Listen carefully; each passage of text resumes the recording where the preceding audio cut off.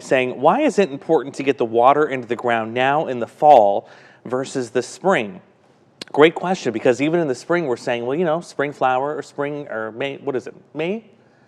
Something showers bring, April showers bring May flowers. Yes. Thank you, Brandy. Ah, thank goodness we have people in my ear that can tell me what I'm doing here. You can tell it's a Wednesday. So here's why.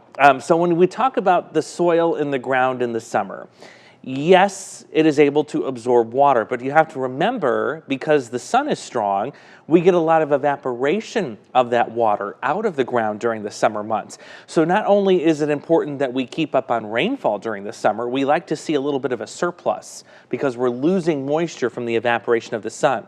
Why do we need to get as much water into the ground right now?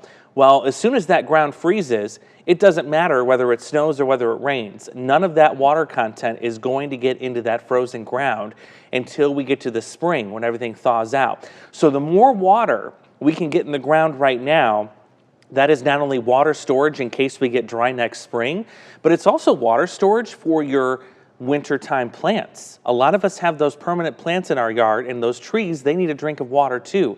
This is their source of moisture over the winter when that water cannot penetrate the ground because it's frozen. So that's why we want to get rid of this drought, especially before we head into the end of December and into January when the ground will typically freeze.